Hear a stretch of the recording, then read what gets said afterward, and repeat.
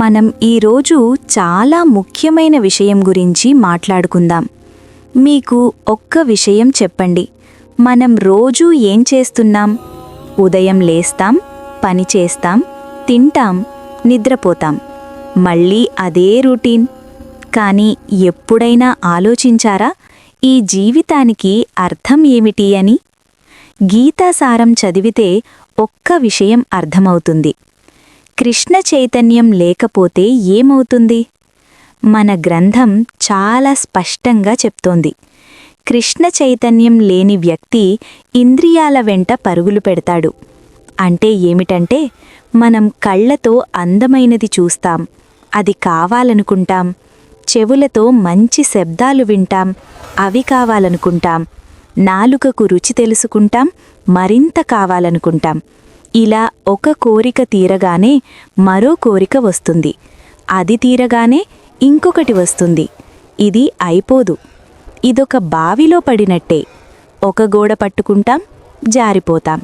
మరో గోడ పట్టుకుంటాం, అది జారిపోతుంది.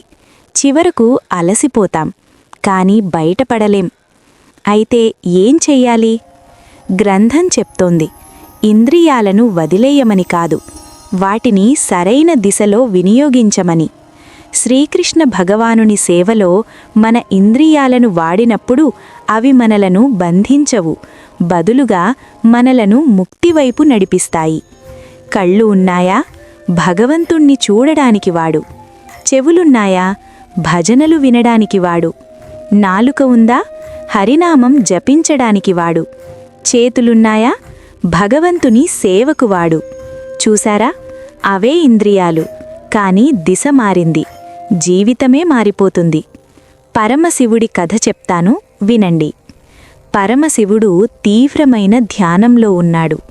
మహాయోగి.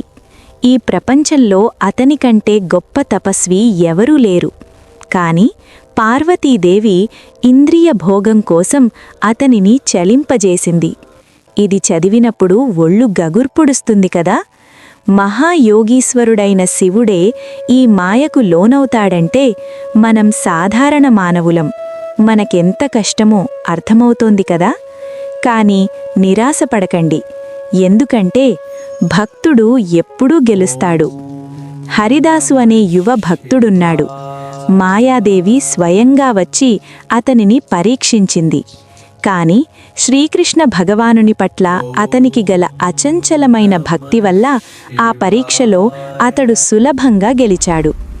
మాయ ఎంత బలవంతురాలైనా నిజమైన భక్తుని ముందు తలవంచుతుంది. రామానుజాచార్యులు చెప్పారు, భగవంతుని సాహచర్యంలో కలిగే ఆధ్యాత్మిక అనుభవం తర్వాత ఇంద్రియ సుఖాలు మనకు వద్దనిపిస్తాయి. ఒక్కసారి నిజమైన ఆనందం రుచి చూసిన తర్వాత నకిలీ సుఖాలు వద్దనిపిస్తాయి. ఇది సత్యం. మీ జీవితంలో ఈరోజే మార్పు తీసుకురండి. ఉదయం లేవగానే ఒక్కసారి హరే కృష్ణ అనండి. భోజనం చేయడానికి ముందు భగవంతునికి అర్పించండి. ఏదైనా కష్టం వచ్చినప్పుడు కృష్ణ నువ్వు చూసుకో అని వదిలేయండి.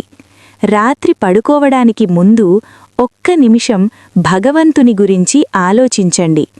ఇవి చిన్న చిన్న మార్పులు, కానీ ఇవే మీ జీవితాన్ని పూర్తిగా మార్చేస్తాయి. గుర్తుంచుకోండి, ఈ సంసారంలో సుఖపడడానికి ఒక్కటే మార్గం కృష్ణ చైతన్యం. ఈ బంధాల నుండి విముక్తి పొందడానికి ఒక్కటే మార్గం భక్తి. ఈ జీవితాన్ని అర్థవంతంగా జీవించడానికి ఒక్కటే మార్గం హరినామం. హరే కృష్ణ హరే కృష్ణ కృష్ణ కృష్ణ హరే హరే, హరే రామ రామ రామ రామ హరే హరే. జై శ్రీకృష్ణ.